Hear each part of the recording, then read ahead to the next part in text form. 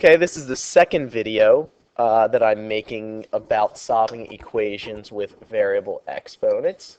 Okay, the first one was trying to go over the feel-it method. I hope you made some progress there about how to solve for a variable that is in the exponent. And in this video, we're going to talk about change of base and one-to-one principle here.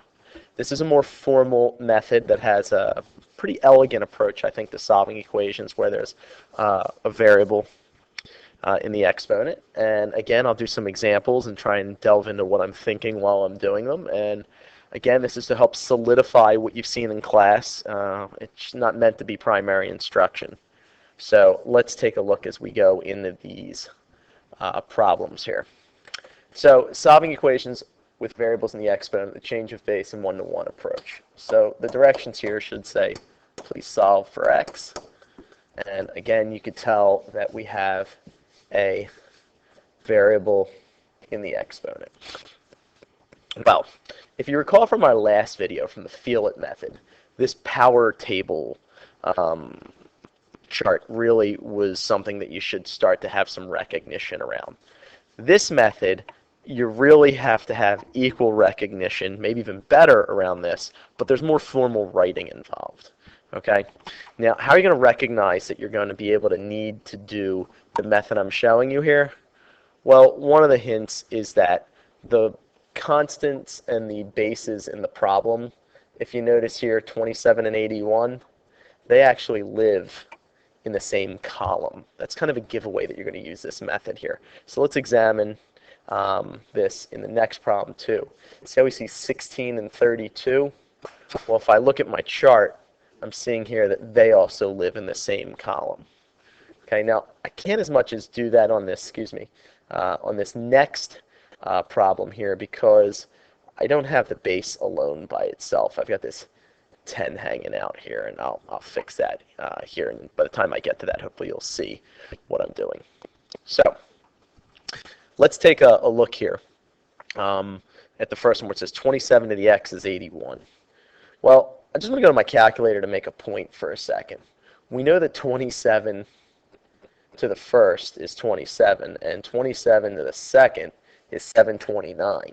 So I've overshot the 81 here. And I should know that the answer is between 1 and 2 somewhere, but it's obviously going to be a decimal, so it's a little bit hard to find. You can't really feel that so easily. So let's take a look at this other method I'm going to use here.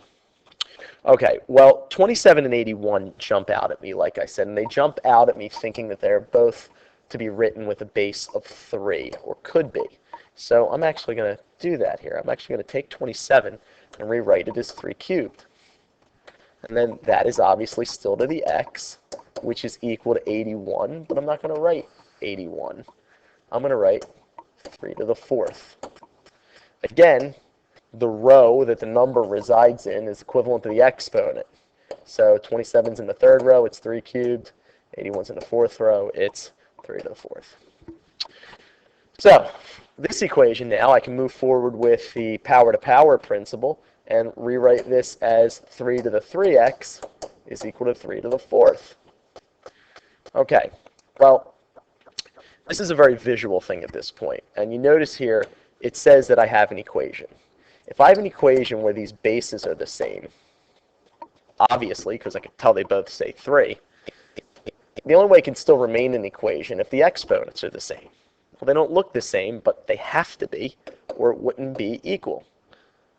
This is, in fact, the one-to-one principle. So from this line to the next one, I apply a logic that says 3x has to be equal to 4.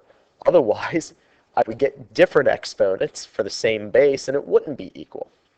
So from here, you see that x equals 4/3. Also a number I was not going to come up with by feel, not so easily at least. I might have been able to think about it in terms of thinking, well, if I could have cube rooted the 27 to get 3 and raised it to the 4th, that would be great. All the more power to you if you can see that. But this problem really calls for a little more writing. That's why, in my classroom, I don't teach this as a feel problem per se. And again, because it is a solve problem, all solve problems can be checked on our calculator, as long as we know the value to store for the variable, in this case 4/3. 27 to the x, please be 81. Lovely, I can continue on instead of hitting the cancel button for this video. Okay, so where does that leave me on the next problem? It says 16 to the x equals 32. Okay, well the one thing is I observe here, again, is that 16 and 32 have something in common, okay, and that they are in the same list, that they are both powers of 2. This is great. All I need to do then is rewrite them as powers of 2. So 16 I'm going to rewrite as 2 to the 4th, which is still all raised to the x. And then 1 over 32 I'm going to write as 1 over 2 to the 5th. Okay? Well, from here we're going to employ our notion of the power-to-power principle, okay, as well as the fact that we're going to use a negative exponent so that we could clear up the fact that the right side of the equation is a fraction. So here on the left side, we're going to get it's 2 to the 4x, and this is equal to 2 to the negative 5th. Okay, and this should make sense. Why I did this now is so that the one-to-one principle is a little more obvious here. So from here, we're going to get that for this equation to be true, it must be that 4x equals negative 5. So x equals negative 5/4. Again, an answer not completely obvious if I were trying to feel it here. Okay, it should make sense that I'm getting a negative because I got a fraction for my result when I used a base of 16 with the exponent. So I can just check that and say negative 5 divided by 4, store x. Okay, always a good idea to check solve problems. Don't leave any points on the table here to be taken away from you. Little diligence around is it right. You sit there and go, oh my gosh, I didn't get 1/32, but a little math, enter button, and you do. Okay? Now in this problem, I've thrown this example in here just to reiterate the fact that things are not always straightforward, but you can always rely on your old tricks here. And you should look at this one that says 125 to the x plus 10 equals 35 and say, well, I'm not going to be able to do the one-to-one principle if there's two terms on the left. So why don't I just get rid of this 10 by subtracting it from both sides. And then I say it's 125 to the x equals 25. And then I have some ding, ding, ding go off in my head, which makes me happy because I notice that 25 and 125 are in the same list. They're both powers of 5. Okay? Now, I hope you haven't caught on to something here that you shouldn't. If you noticed before, I used 16 and 64 and 16 and 32. These just by coincidence are consecutive in the list. They don't have to be at all. Okay, that's completely incidental. So the thing is, they just need to be in the list somewhere. Okay, so let me go back, and I'm going to rewrite these as powers of 5. The 125 I'm going to say is 5 cubed, all to the x, which is equal to 5 squared.